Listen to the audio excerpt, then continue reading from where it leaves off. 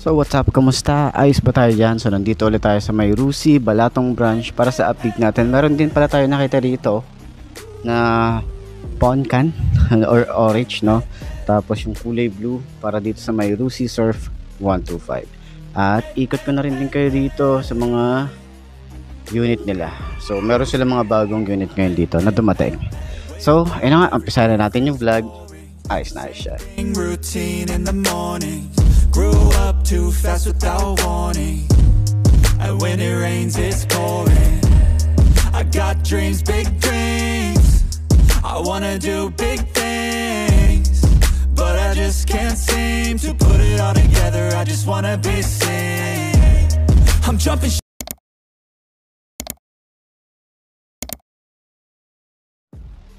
So yun nga, bago kayo ikot dun sa mga unit nila rito, ayan, silipin muna natin yung Poncan.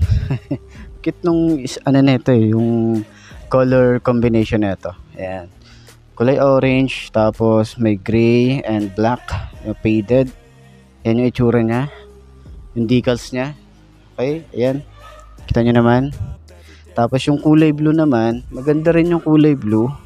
Kulay gray and white din siya na faded. Ganda rin ang pagka-blue niya. Tapos kulay blue rin dito. So same lang din siya nung 110cc ng Surf. Okay. So yun nga. Dito sa harap, ito yung 110cc. Yan. Meron tayong kulay black dito. May kulay blue din doon. Dito naman may breeze na tayo rito. Yan. So last time parang wala tayong breeze na nakita. Pero ngayon may available na sila. Ito yung breeze 150. Ito yung carb type nila. So, meron din sila rito ng Sparkle 125i. Ito naman FI ito. Meron silang white and black, Passion, and then Rush. Dito naman sa likod is puro mga 125cc ng Surf. Ayan. Kita nyo yan. Meron silang pink. Meron silang black, glossy finish. Tapos, halos karamihan dito is Macho 150, 125, 175. Yan, so marami na namang available dito ng mga pang tricycle or pang business type. So, ito talaga yung isa sa mga mabebenta ni Rusi pagdating sa mga motorcycle. So, ayan, huwag nyo nang asahan na magkakaroon ng FI ito kasi sa carb pa lang, okay ka naman sulit ka naman hindi naman na kailangan ni mga tricycle driver ng naka-FI. Talagang mas kabisado nila kapag naka-carb type. So, ayan nga, marami dito. Tapos, may mga dumating din silang Chariot, Passenger. Tapos ito naman, alam ko yung cargo yung isa Ayan. So iba rin kasi itsura na to. Ito kasi Passenger, may upuan. May upuan yan. Tapos meron siyang tabing na ganon. Meron din naman to, pero ito yung mga pang cargo. Yung mga pang deliver. Kasi yan yung itsura niya dito sa likod. Ito kasi, yun nga, dahil nga Passenger, pwede nyo itong gawin parang tok-tok. Parang mga tricycle. Ayan. Dito tatapak dyan, open siya. Tapos may upuan. Compare dito sa cargo na wala siyang upuan, talagang pang deliver lang. Okay? Yun yung pinagkaiba nila rito. So may dalawang Chariot dito na cargo, and then meron doon Passenger. So 175cc 175cc pa rin naman yan. So doon sa harap, dito naman pala may mga repo rin pala sila rito. So last time na share ko din sa inyo yung repo ng Flame 150. Ayan, baka naghahanap kayo ng repo. Ito 2,000 na lang to. Tapos meron din doon. Ito, konti na lang pala yung mga repo dito Ayan. Tapos Flex 125. Meron silang yellow. Kanilang RFI. Tapos meron silang ano rito, Sparkle 125i, kulay red. Ayan. Dito naman meron silang Flash 150. So marami nagtatanong din dito sa 150cc na to. Ayan, available pa rin sila rito, kulay white and blue. So nagtatanong yung iba kung ilalabas daw ba yung 150cc na naka liquid cooled. So hintayin natin yon, yung update doon. Pero para dun sa mga gusto ng carb type, naglabas si Rusi para at least dun sa mga nagre-request ng carb type. So ibang iba rin kasi yung itsura na ito compare dun sa naka FI. Mas malaki kasi yung gulong nun Tsaka mas malaking body nun. So dito naman puro mga Passion. Ayan, Passion 125.